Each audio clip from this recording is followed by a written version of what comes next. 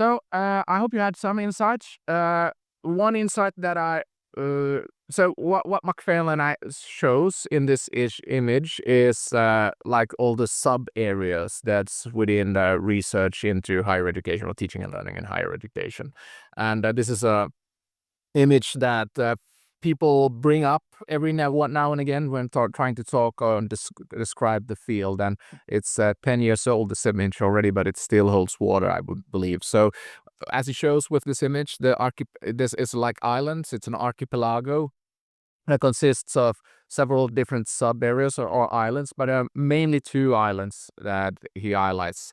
So it's the teaching and learning island and the policy island, and these were further divided by what he described as the sea of disjuncture, which represents that these two fields tends not to talk to each other, which he believes was a problem. If you are interested, so let's see now. So I'm at the way top. That's where I like to be when talking about philosophical issues, of course, and the philosophy reef. But when I do research on controversial issues, I'm oftentimes most often in the teaching and learning island. So moving on. So, but that's because that's not important. So as I said, this map is now and again when we're trying to understand the research field. What I want you to take from this picture is that it's a field that is interested in many different research questions. During this program, we will also move between these different islands so that you get a complete picture of as complete of a picture of the research field as possible. So while I think that McFarlane's image is useful, I'm talking about this image then, I think it's useful for understanding the research field. I usually point out that there are generally three different paths that the research takes within the field of teaching and learning in higher education. And and the first path is what generally goes by the name of the Scholarship of Teaching and Learning in Higher Education, or SOTL. If you look at the descriptions of SOTL, there are several different descriptions of what the SOTL consists of. In some academic contexts, attempts have been made to make SOTL like an all-encompassing concept where all research conducted in teaching and learning in higher education is claimed to fall under the SOTL umbrella. I personally don't agree with that kind of definition of SOTL. I don't think it's the right way to go. Instead, I feel that it's worth making a distinction from these two other paths then, but I get to those two later on. So, but somewhat simplified, you can say that SOTL was developed with support in Ernst Boyer's model of scholarship, which defined academic scholarship in 4 types of scholarships then. And one of these were the scholarship of teaching and learning, which in time would be perceived as the systematic study of teaching and learning processes. This meant that part of what scholarship included, according to Boyer, was sharing one's own and others' teaching experiences and practices in order to have it subject for critical review, often entailing then peer review. You should do that because, according to Boyer, people should be able to reproduce what others have done, meaning that others can apply what others have done in their own teaching practices. We will read Boyer's Scholarship Reconsidered during this course, so that we have reason to return to SOTL later on during this course. But this research path basically attracts researchers who want to write about their own teaching or other work related to teaching in some subject area in higher education. So somewhat simplified, SOTL thus entails that you make a critical examination of your own or others' work through different methodological and theoretical perspectives, which can be very varied also, these perspectives.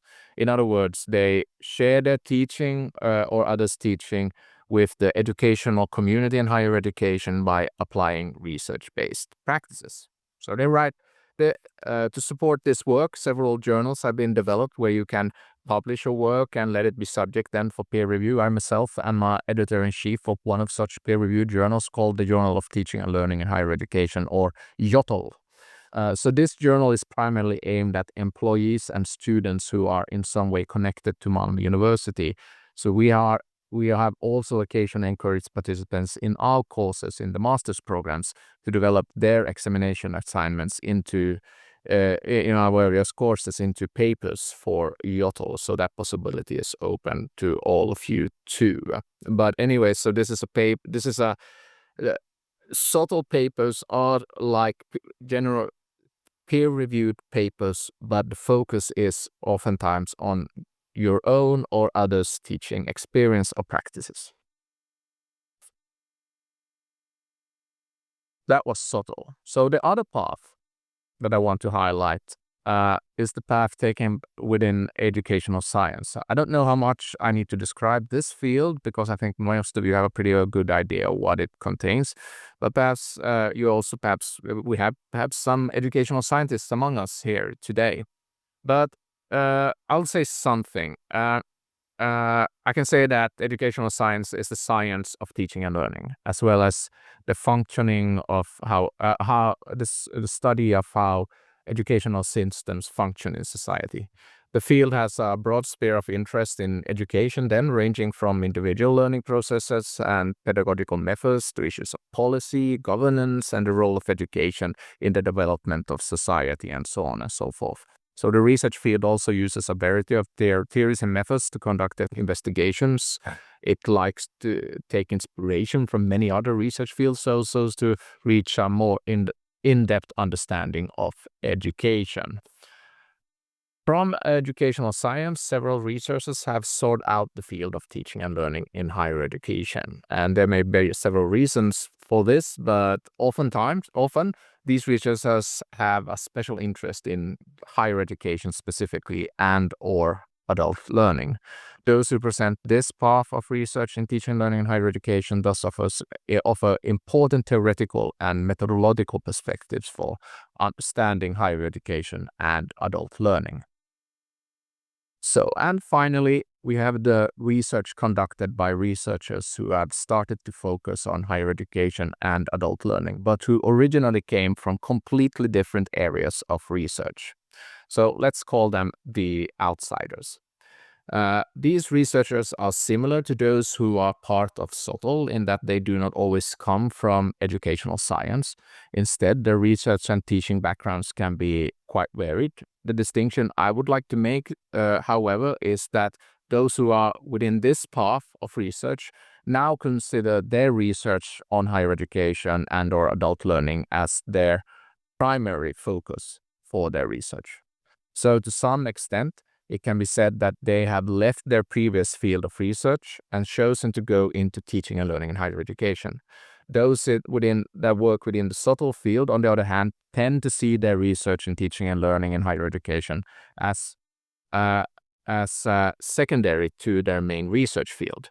Often they don't publish more than one article within one SOTL article. They have thus not as clearly left their previous field of research as those who are within this third path of research. So I see myself within this third path. That's why I gave this path the coolest images also. And my research background is, as I said, as a philosopher of religion and ethics. So my research area before I reimagined my research focus was to investigate how religions affect the view of public life and how democracies can be strengthened in light of their contemporary decline.